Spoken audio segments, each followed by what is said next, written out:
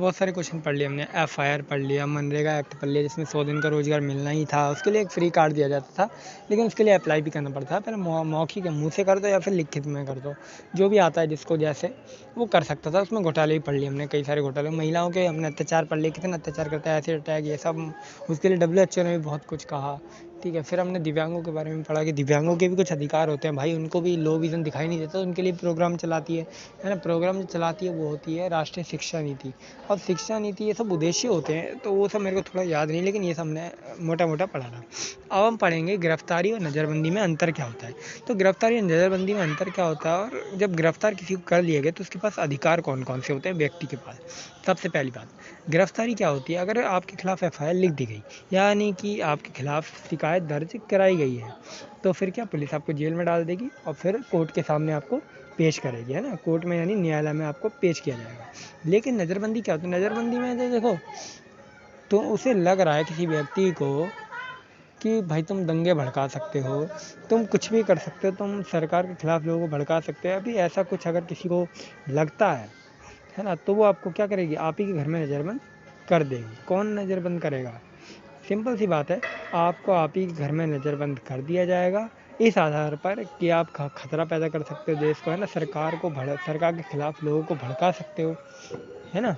तो ये अगर किसी को लगता है तो वो आप ही के घर में आपको नज़रबंद कर सकते हो, और CRPC की धारा 167 के तहत ये काम किया जा सकता है। तो दोनों में अंतर देखा जाए तो अंतर की बात तो यही है कि गिरफ्तारी में क्या होता है, 24 घंटे के भीतर निकटतम मजिस्ट्रेट के सामने पेश करना होता है।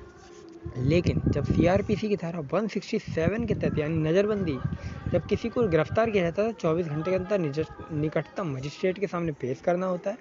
लेकिन जब किसी को 167 धारा, CRPC की धारा 167 के तहत किसी को जब गिरफ्तार किया जाता है यानी नज़रबंद किया जाता है, तो उसी के घर में उसका नज़रबंद किया जाता है, और फिर मजिस्ट्रेट जितना देर तक चाहे उसे उसी के घर में नज़रबंद कर सकता है। यानी कि ये तो थोड़ा और खतरे है, मतलब नज़रबंदी ज़्यादा अच्छी नहीं है, ज़्यादा अच्छी गिरफ्तारी है, गिरफ्तार हो जाए वही सही है।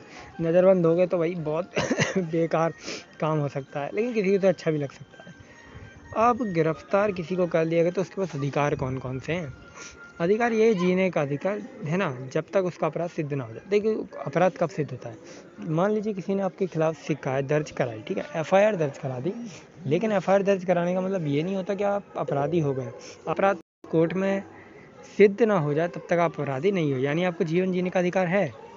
दूसरा, उसको यह अधिकार है कि वह सूचना प्राप्त कर सकता है किस आधार पर उसको गिरफ्तार किया जा रहा है, ठीक है, मतलब उसको बता तो सकते हो ना भाई, वो पूछ सकता है कि किस आधार पर मुझे गिरफ्तार किया गया है, तो ये अधिकार होना चाहिए। और जमानत के लिए अप्लाई आवेदन कर सकता है, यानी जमानत के लिए क्या आवेदन कर सकता है वो, कि भाई मेरी बेल मतलब अपनी बेल करा सकता है वो, उसके लिए अप्लाई कर सकता है। अब उसके पास ये भी अधिकार है कि 24 घंटे से ज़्यादा जेल में उसे पुलिस नहीं रख सकती। देखो ये चीज़ तो हम बहुत पहले से ही पढ़ रहे हैं, 24 घंटे से ज़्यादा नहीं रख सकती, अगर रखेगी तो डिस्ट्रिक्ट मजिस्ट्रेट होता है, जिला अधिकारी, उससे परमिशन लेनी पड़ेगी, अनुमति लेनी पड़ेगी। 5वां, फ्री में कानूनी सहायता प्राप्ति का अधिकार। अब फ्री में उसको कानूनी सहायता भी मिलेगी, ठीक है, मेडिकल फैसिलिटीज़ भी उसे दी जाएंगी, ये उसके पास अधिकार होते हैं। तो देखिए जेल में अगर कोई चला जाए ना तो उसके पास भी अधिकार होते हैं, लेकिन भाई अगर अपराध सिद्ध हो गया ना तो भाई तुम जेल में ही रह जाओगे। तो ये क्वेश्चन होता है कंप्लीट।